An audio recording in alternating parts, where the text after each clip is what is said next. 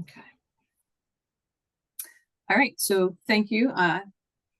We did a little bit of informal introductions there a second ago, but I'd like to introduce Amy Hill. Amy is with Hill Communication Strategies, and she has been retained by PPFF. This is our third year, Amy? Second year. Second year. As it relates to Healthy Lands Week. And one of the things that come up quite regularly in conversations with friends groups as well as other volunteer groups is, how do I reach X, Y, and Z? How do I reach new volunteers? How do I reach, board members? How do I reach people to come to our programs? So we thought it would be good to have Amy talk about how to reach your audience. So we are recording this. We will have it available on our website as well. And we're really excited, Amy, to hear what you have to say. And thank you for being here, Amy, and as well as the attendees. Yes, thank you, Marcy, and welcome everybody and good evening. As Marcy said, I'm Amy Hill. I go by APR. I am accredited in public relations. And so what I hope to bring to the discussion this evening is just a little bit of insights into how you can strategize your communications so you're reaching the right people and inspiring them to sign up, show up, donate, whatever the end result is, that you're reaching the right people in the right places. So I'm going to share my screen and we will walk through this presentation. So I hope everybody can see that all right. So, in the context of Pennsylvania Healthy Lands Week, which is September 27th through October 5th or 28th through the 6th, I forget which one, but end of September, beginning of October. It's a special time set aside where we really reflect and celebrate stewardship of Pennsylvania's healthy lands. So healthy lands is in the broad sense, this is our natural resources, our cultural resources, our historic resources, that there's so many things about Pennsylvania that deserve to be preserved. That conservation is connected to really celebrating those types of things. So how do we get stewards, right? Stewardship is about people giving something, whether it's volunteering, whether it's donating, whether it's just changing their own behaviors to make a difference. But how do we get stewards if they don't know what they need to do? So today we're going to talk about many different ways that we can reach our target audience, not waste our time with audiences that are not going to respond, and then what kind of tools can we use to get the word out to reach them.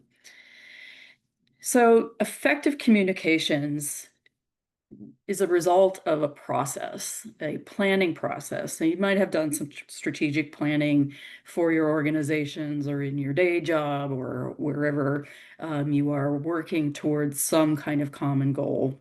Communications follows a similar type of thing. So it starts with research. So let's think carefully about, what do we want? Who do we want to reach? What do we want them to do? And what other things are at stake? And then from there flows a plan, and then the plan gets implemented. And then in the end, we do an evaluation and we ask the question of, did it work? Did they hear the message? Did they react a certain way? Did they show up for the event? So most of what we're talking about tonight would fall under the research step of the plan. So I think about it that way, that this is something you're doing in the background to make your communications more effective. So I will use a number of different terms. I think key term is an audience. So this is the people who are going to receive our messages and then decide what they want to do with the information that we're sharing with them. I also like to think about the term stakeholder. So stakeholders are a broader group than just a mere audience.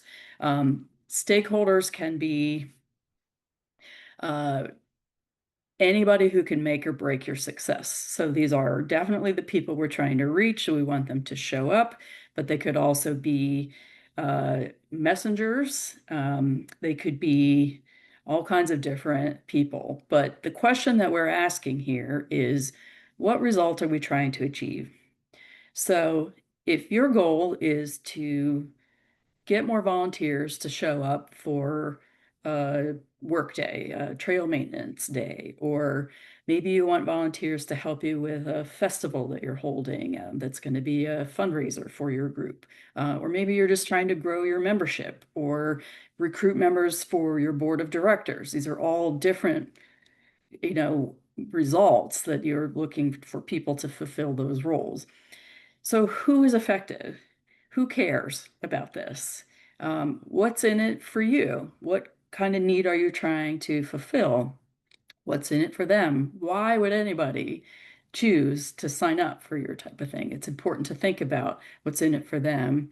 Do they know they have a stake in the issue? Do they understand that they can do something and that their services are appreciated? Are they willing to give of themselves? Why or why not? And then who do they trust? So delivering a message is one thing, but are people going to hear it and believe it and think that it's for them? So sometimes the messenger can make a big difference in somebody deciding to act on a message or just to let it pass by. We also have to consider what else might be going on in their lives right now. There's a lot of stressful things going on in the world right now. So when we are setting up our strategic plan and managing expectations, we need to think about all of the different things that might be in the minds and on the hearts of the people we're trying to reach.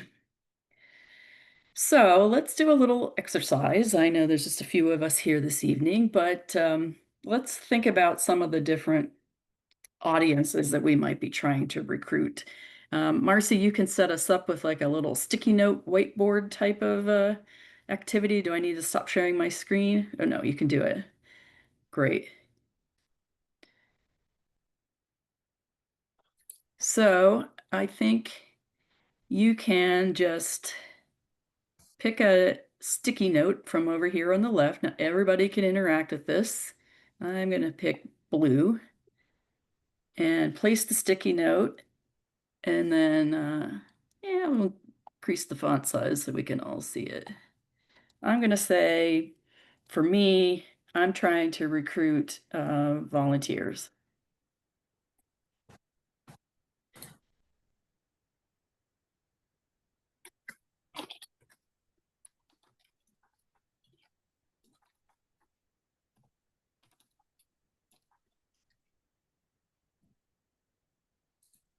I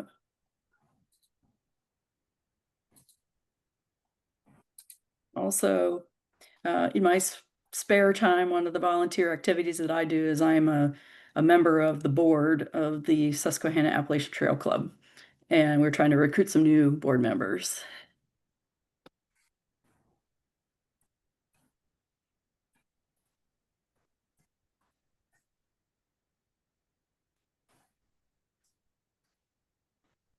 So if you grab over here, if you grab a sticky note, it's the square with the corner turned up.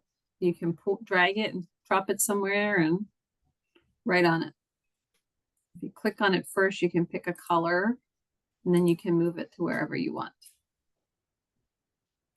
I see you all moving around. It's fun. It's like the magic map of Harry Potter. Yeah, right?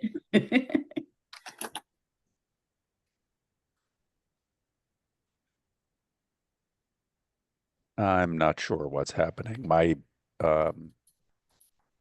connection is very slow, so Okay. I see boxes, but not much is happening. Okay. You can say out loud if you're comfortable. Youth. We need youth. Young people. Okay. Okay. I'll do a color for you. I will do green for you, Andre. Thank you. Yeah. Do you have any other ones, Andre? I can put some more up there. Corporate groups. We've had success. I'd like to continue getting them. For volunteer days. Yeah. Okay. Yeah, Any more? stuff is appearing very slowly. Thank you. That'll hold me for the moment. Thanks. Yep. Yeah.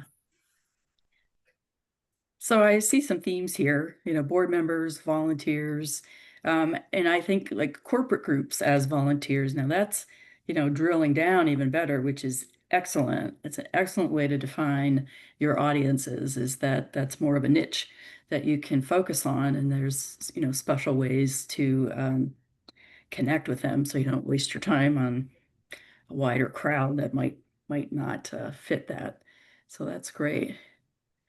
Amy, do you want to read all of them? Because I don't know if the whiteboard will follow through in the recording. Sure, sure. So we have volunteers. We have a couple people said recruiting new board members, participants for Women in the Big Woods, which would be a special event, people to purchase new trail gear. Okay, that's like a marketing kind of result. Youth, young people, followers to the PPFF podcast. That's another special way to engage people.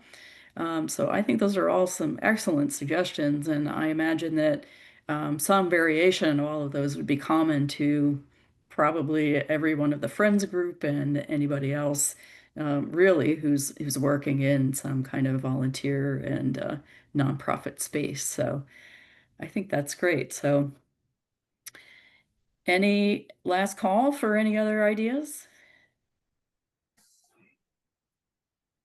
Okay, I think we can take the whiteboard down. I'm going to add one more, Okay. just because I think everybody's probably thinking about this too. Donors. Excellent. Yep. Yeah, I think more than ever, we need to think about ways that we can engage the private sector community and individuals in supporting all the work that we do. So I think that's excellent. Okay. All right. Let me go back to my screen here.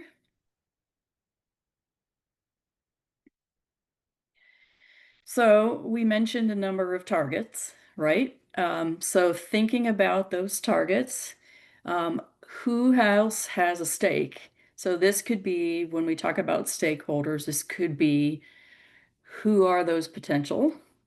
Somebody mentioned corporate groups. So who among a corporate leadership do you need to know about, and where do they fit in? So we say benefactors, maybe you have donors who also could be potential corporate groups that come to volunteer. Maybe in the community, there are local businesses that want to get their name out there. I've been doing professional public relations for many decades, and there's a whole subset of professional public relations that involves what they call corporate social responsibility. So there's a lot of corporations that are very, very interested in putting matching t-shirts on their team and going out and giving back to the community, especially when it comes to environment and conservation. That is something that is high on the top of lists of companies and what they want to do. They want to demonstrate that they are good corporate citizens. And part of that is supporting their teams. And sometimes people get voluntold that they're going to go out and do something on a certain day, but there's nothing wrong with that. I've worked with organizations that had great fun going out and volunteering together in the community. So that is an excellent thing to think about. Who, if your corporation volunteers are among your target audience, then knowing that about them, certainly that answers the question of what's in it for them. Right now, that's not the only reason they would want to do it, but that is definitely something that you can offer in exchange for recruiting them to volunteer. So stakeholders also might be competitors. It could be who are the messengers. They could be the distractions. Who competes with volunteering? Well, obligations with school groups, obligations with work. This, if you schedule a work day on a Tuesday at 10 a.m., there's a whole lot of people who might not sign up to volunteer with you because they have other obligations. That's a distraction. So that is something that needs to be taken into consideration when you're considering your messaging, when you're identifying your targets. Who else can make or break your success? this is an exercise that I find helpful to do with any groups that you in, is just like do a brainstorming session, like set up the old fashioned, those big, pads of paper and Sharpies, or you can write it out there. I don't know anybody has like chalkboards anymore, but you could just do a brainstorm and think about all of the different people that could be potentially supporters, potentially, competitors or distractions, and you can just sort of free associate, do this with your board or do this with a committee. It's a great way to really help you refine your messaging by getting a little bit of thought, doing that strategic act. I also encourage you to think beyond yourself. So when you are considering who your stakeholders are, who your target audience is, sometimes we have to think beyond our own groups, right? So we know we have a core group of people, maybe who, let's say we're a hiking club, right? So we have a similar type of people who have similar interests, and that's good. But if we're ever going to be successful, we want to be able to expand it. So maybe people who have not yet been introduced to hiking, how do we reach them? How do we make it so they feel that there's a sense of belonging, that they're welcome, that they're not going to stand out like a sore thumb? How do we create this kind of atmosphere?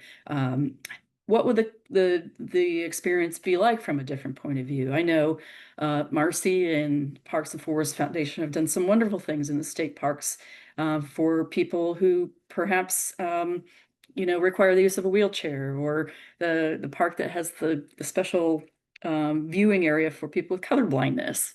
All of those types of things, like representation in the images that you use, translating things into different languages. That when I hike, I always run into people who are speaking something other than English. Do they feel welcome? Do they feel like this is a place that's welcoming for them? So I know that people have different opinions about what this looks like and how to go about this, but from a strategic communications point of view, it's very, very important to consider all of the different possibilities and then have that be reflected in your communications. If your goal is to grow and expand and introduce yourself to new people, then you have to be considering where the new people might be and what their experiences might be like.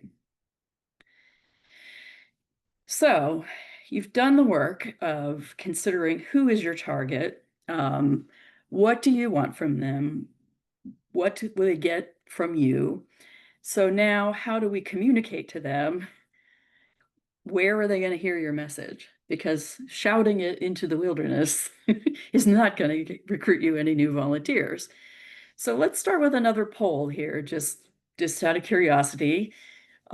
Where do you get your information on a daily basis? I think you can pick more than one, pick as many as you typically go through, and then hit submit. We'll see what we get.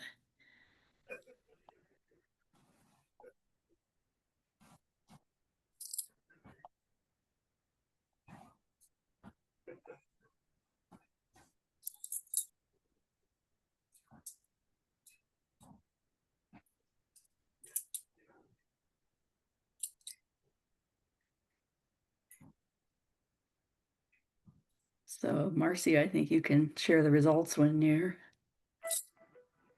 So let me end the poll, share results. Okay. 100% of us use Facebook.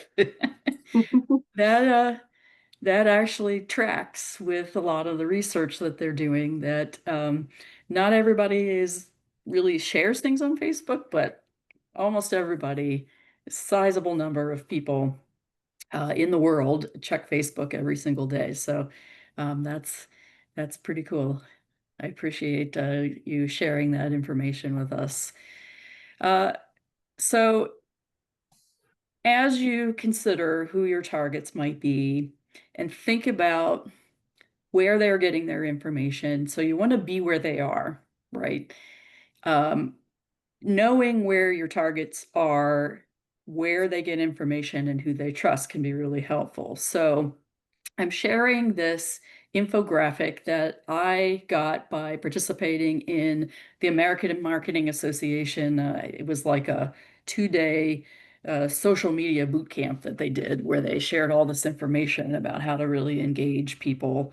But I think this is kind of interesting. So baby boomers, I think we could call them retirees. These are people who are 60 plus. They are wonderful volunteers, wonderful donors, wonderful participants in all kinds of things. But here's just a few interesting things about what they do. So they say that they still trust TV, radio, and print. So that's still a very valid and important type of thing. And when you're considering your messaging, and we could do a whole other workshop on this, marketing, you could buy advertising. That is one effective way to do it, but also what we call earned media. So when the TV news shows up to cover your event, that reaches a significant number of people. So that is another way that you can kind of get your word out by using the media as a messenger. But this is kind of interesting. 78% of people who are in the baby boomer category use Facebook regularly. So Facebook is a good place to, kind of the bang for the buck.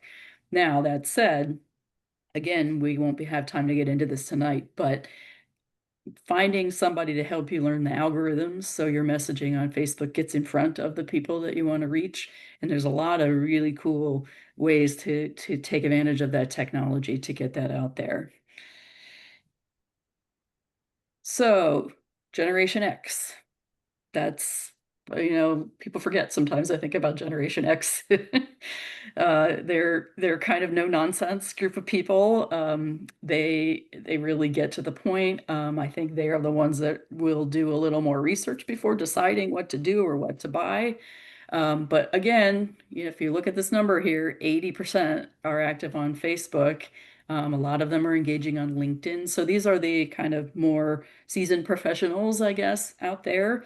So they're very busy people, but they're also, really can get really engaged in certain things. So very interesting kind of statistic on that group. Millennials, I feel like millennials kind of captured everybody's attention when they started to come of age, and they are the first generation that are like fully digital. They grew up with smartphones, they grew up with tablets. They're really starting to come of age now. They are the parents of most of the kids right now. So they are even busier than the Gen Xers, I think. So they're an interesting group of people, but they are really generous when it comes to giving. They're interested in the experience. So if you want volunteers, if you can tap into like the young professionals groups like we have here in Harrisburg, or one of those types of things, and every community has something like that. They're in it for the party, for the getting to know each other, and they love, love, love to have results. So social environmental causes, this could be a really core group of people if volunteers and board members are, among your targets. But they're busy. They have kids, they're working full time, so keeping that in mind. But they are more likely to use Instagram, TikTok, and YouTube. So less Facebook, they kind of blow off Facebook, but Instagram, that's really engaging, something they would follow influencers quite a bit. They're probably the ones listening to all the podcasts. And YouTube is increasingly becoming a place where people really go. They're spending their time watching videos on YouTube rather than sitting in front of the good old-fashioned TV set. So it's an interesting way to engage people. And then Gen Z, these are the kids who are just now entering the workforce. My nephews are Gen Z, just graduated college last year. They're very much into TikTok. They do not sit still. But they also are really interactive, and they look for those experiences as well. And they are kind of no nonsense. They want to get the information. Like their whole world is in these 30-second sound bites. So again, they're coming of age, and it's a good time to really recruit and grow and sort of teach people, how to step into more leadership roles with volunteering and that sort of thing. And then finally, the Gen Alpha, these are the little ones. But again, I think maybe you've had these kinds of experiences. Kids are very influential over their parents.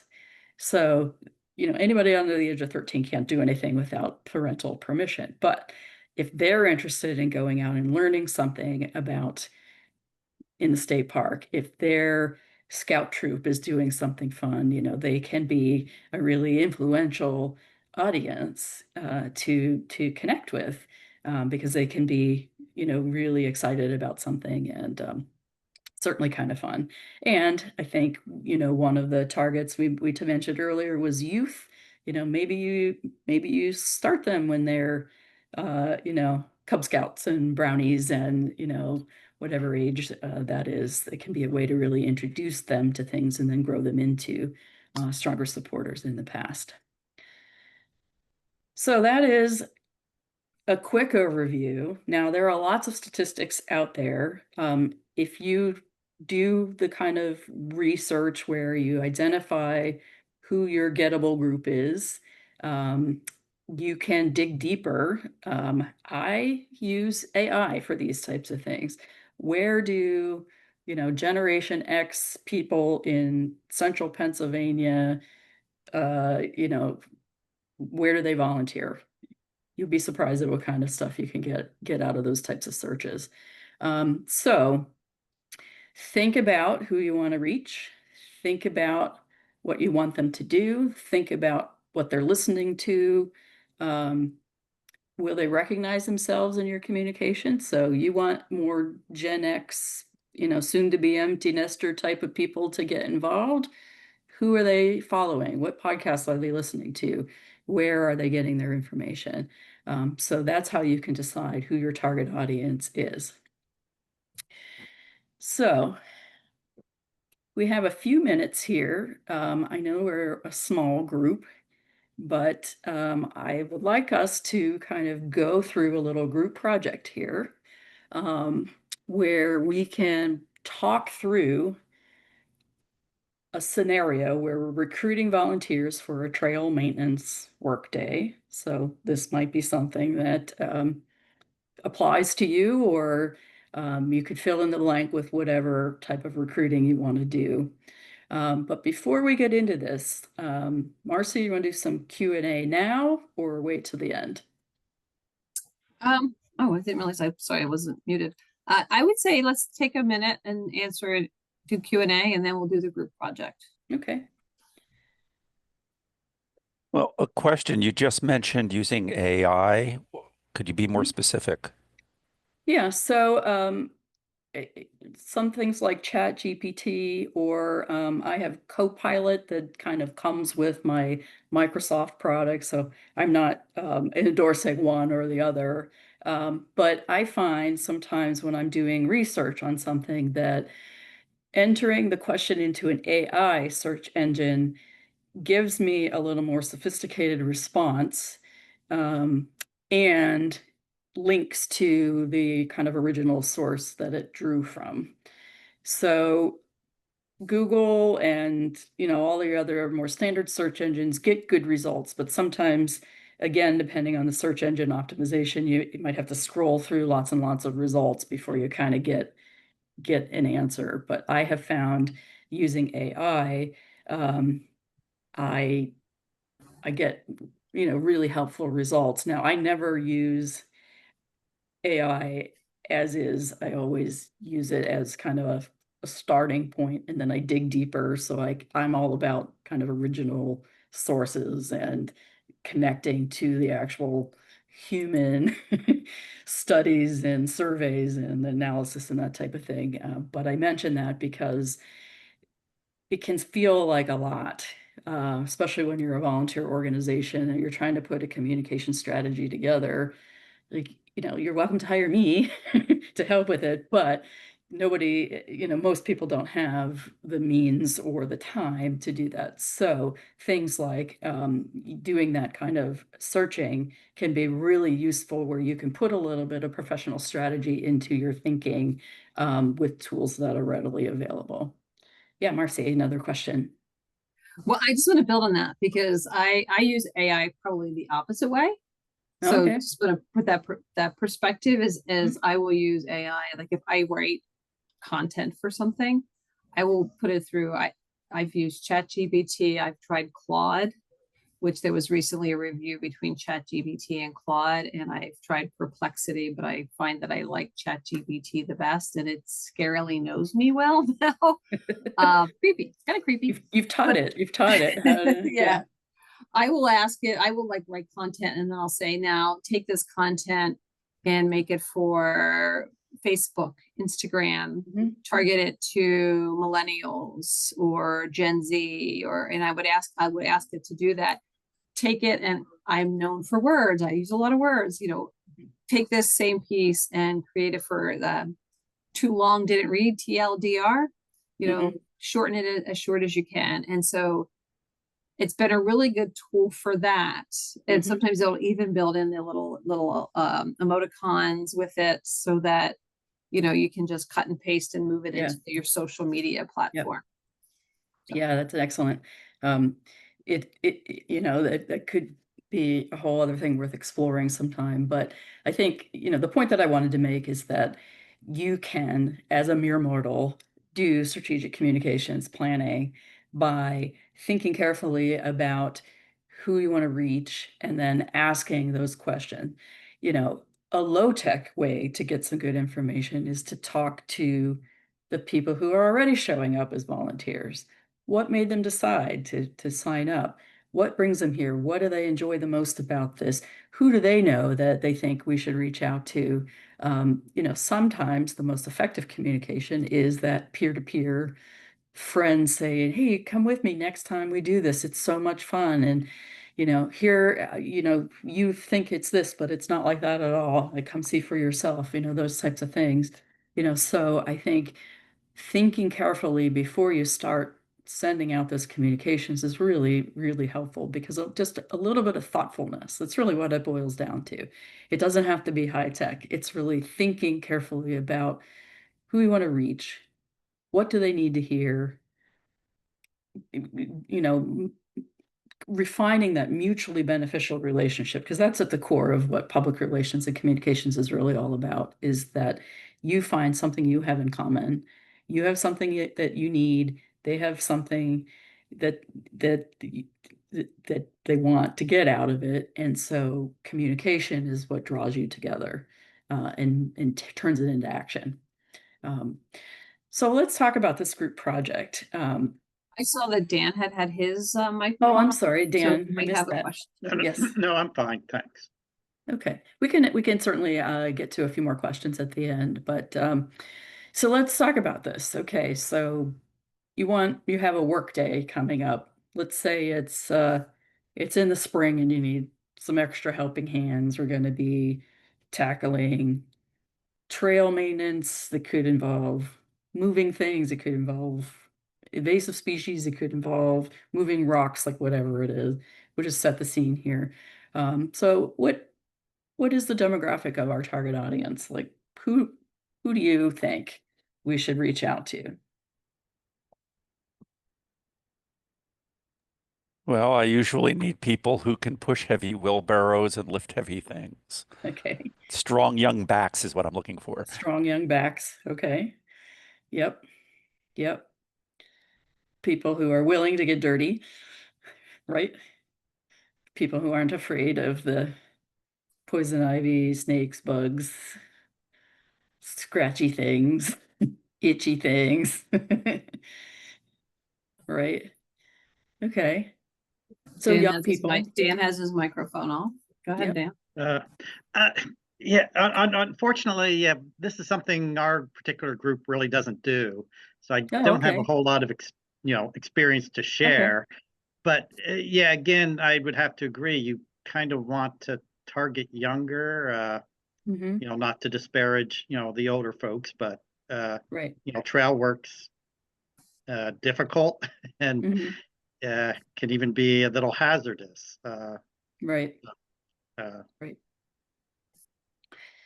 So I think, for something like this, you want people who are strong and capable, people who are willing to, you know, use their bodies in a way that, can be strenuous. Um, Younger people, I think, maybe are more conditioned to do that type of thing, but older people, retired people, they have maybe more time and they might have a lot more experience out on the trail or in the woods, and they might know how to use a saw or a threshing tool or something like that. So again, like, think about it from all the different um angles. You could think about young people. What about teenagers who need service hours? That is a way that, maybe you start to work with the football coach or the basketball coach or the cross country coach, or, something like that, that maybe there are different ways that you can reach a different people. Um, what do you need from them? You need their work, you need their labor, you need their time, right? You need people who are responsible and respectful. You don't want people who are going to go trouncing around and causing more damage than they are fixing things. Um, but what do they get out of it?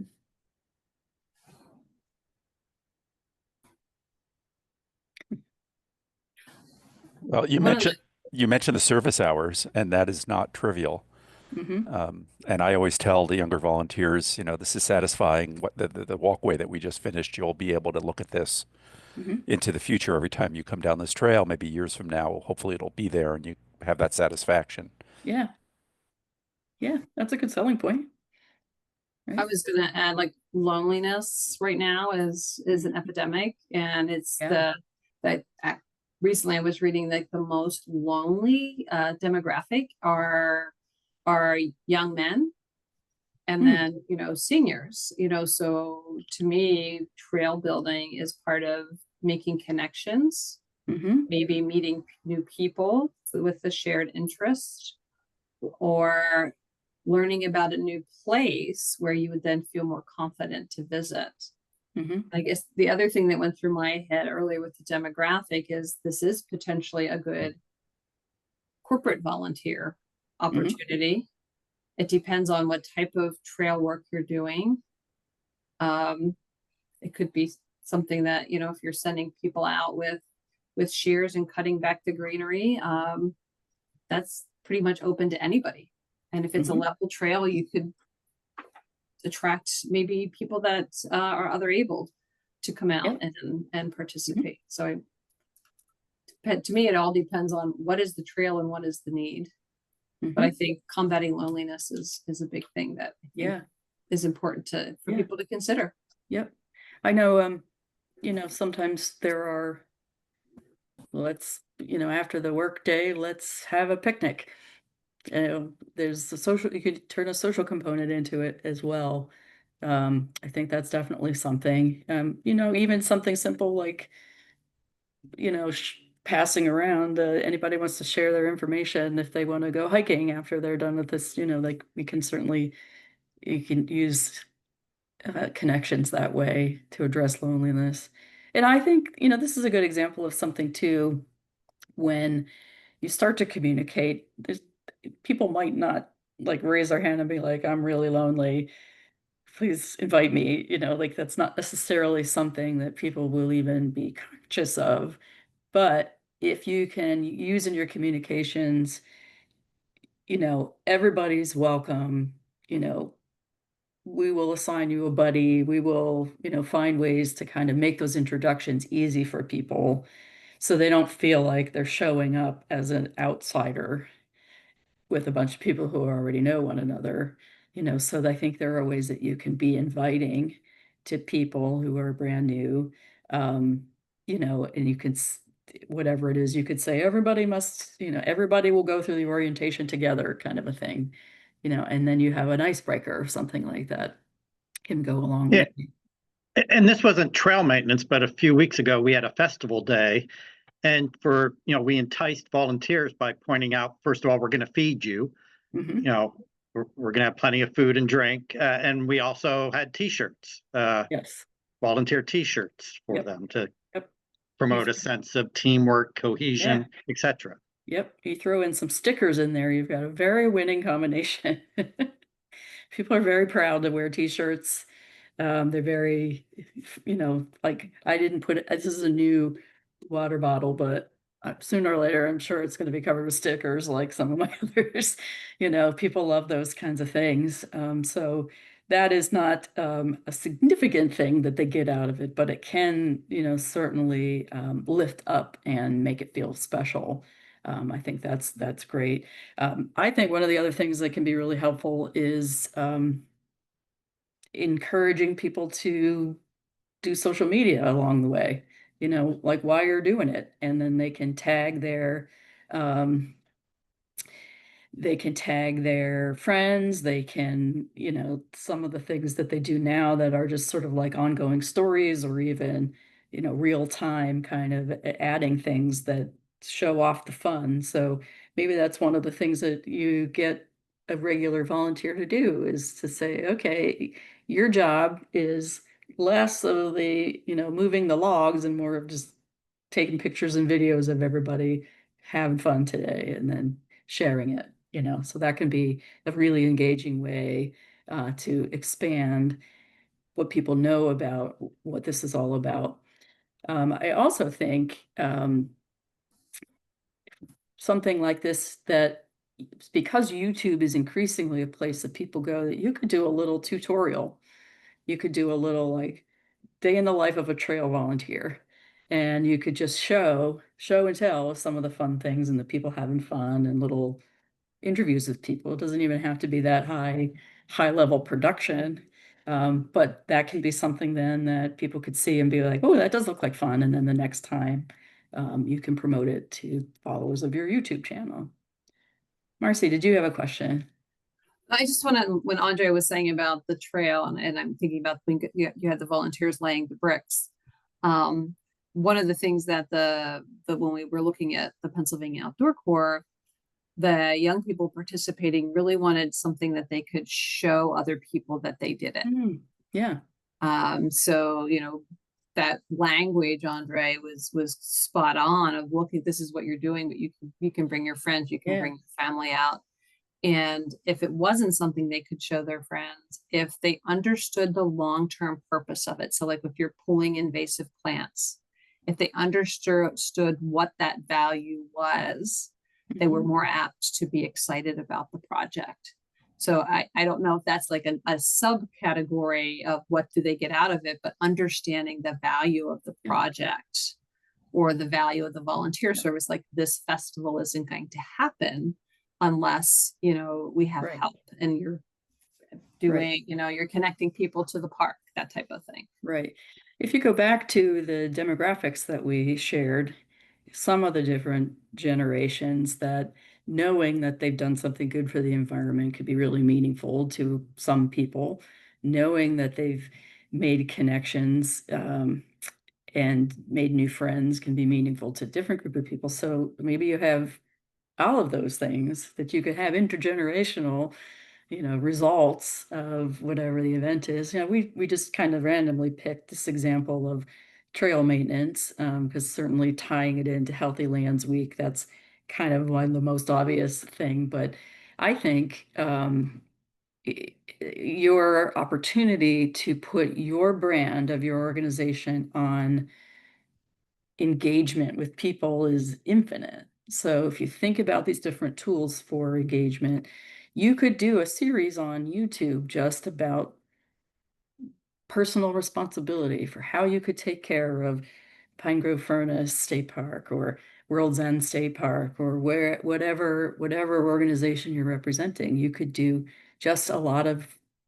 short videos that help people really see what it's all about. You could show off the beauty of those places and invite people to become a member of the Friends, or to mark their calendars for the festival, or, you know, we're looking for leaders, come join us, you know, we're going to do an open board meeting for everybody to come to see what we're all about, you know, whatever it is.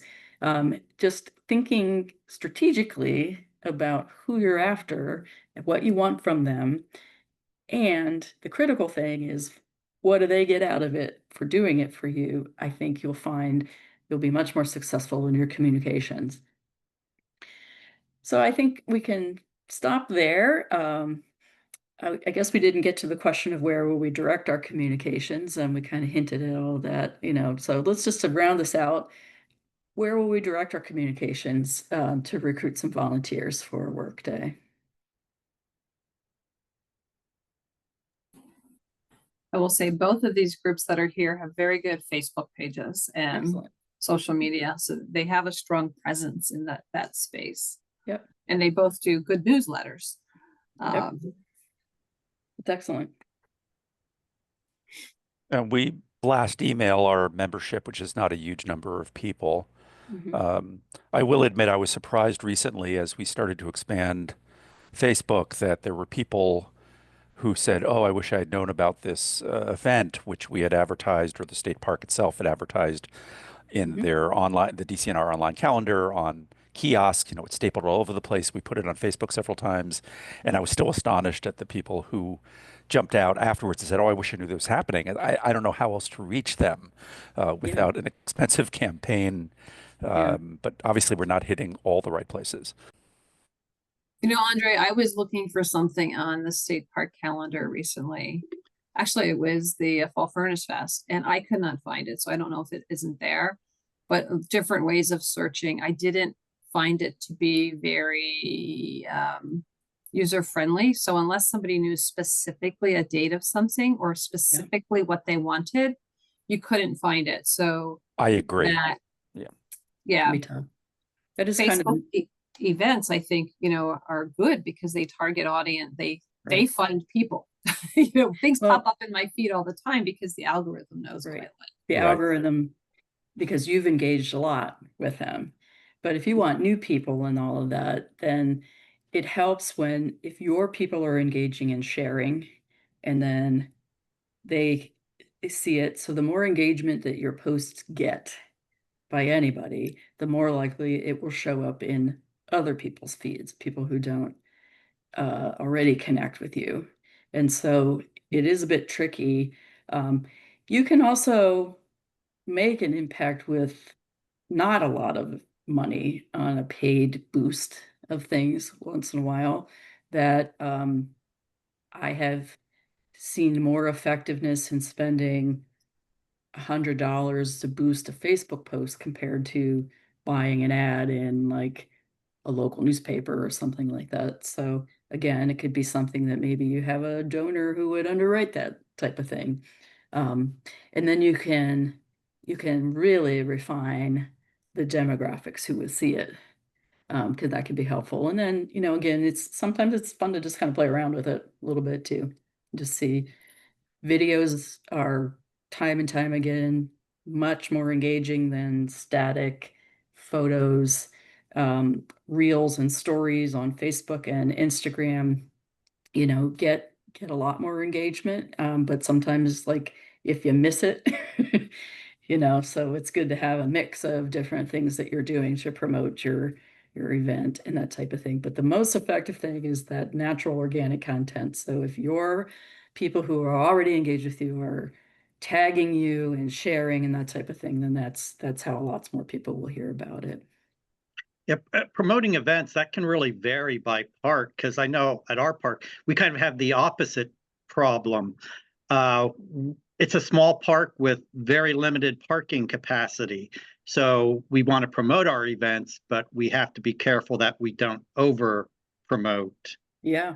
And so, yeah, that's finding that balance. You know, we've been lucky. We've been able to do it, but yeah, that's why we relied mostly just on the social media and just good old fashioned posters that we put up around the Okay. park or the general area. Yep. Anything broader than like a newspaper ad or anything like that? No, we don't do that. Yeah. Yeah. Yeah, and I know you guys both get this, but I'm thinking like Dan, you mentioned that WNEP just did a story about World's End. Sharing that and tagging them. There's ways that you can connect their followers to what you're doing. So like, you both understand that, but for anybody else that's listening, sharing information that is out there from other sources and making sure you're tagging and hashtagging if you're on social media is a way to build credibility and build connections, because somebody following, in this case, WNEP, now knows that you exist. If the story is Yep. about the park, but you're sharing and saying, hey, we're really proud to be the friends of World's End State Park, using that good story to advance what you're trying to do. Yeah, I would imagine we're gonna, share that on our Facebook. Yeah, that's a good idea. Yeah, I will say that friends groups should never be shy about patting themselves in the back for good work, which can be surprising. We recently paid some thousands of dollars for beach sand to help out the park manager's budget, and I was shocked at how many likes and how much attention that got. And it was very much not a direct volunteer involvement. Of course, we had to Mhm. raise a lot of money day in and day out to be able to afford that sudden expense. But it was an example of us basically saying, hey, look, here's this thing. Obviously, you go to the beach, you're going to benefit from it. Did you know we did this? Mhm. And here's a picture of a dump truck Yeah. dumping sand on the beach. And it got more attention. It got as much attention as bear and snake posts sometimes get, which just surprised me. Yeah, I think that's good advice, that never be shy about sharing the good news that you have. That, if you're a volunteer organization, if you are a membership organization like the Friends, then you are honoring and respecting the contribution that people make by telling everybody about it. That, don't be shy about it. You should tell everybody. And the more you connect with your local media, the more they're going to think of you when a story comes up, that you want them to talk to you, you want them to come to you, and when there's something interesting that you have some expertise in. So I think that is definitely something that every organization should think carefully about. What is their media relations? Because sometimes even you don't get a story out of it, but just the fact that you're sending something out, it puts it on the radar of the local reporters. They're always looking for good stories. Um, you know, Television news still reaches a sizable number of people, and the more local, the better.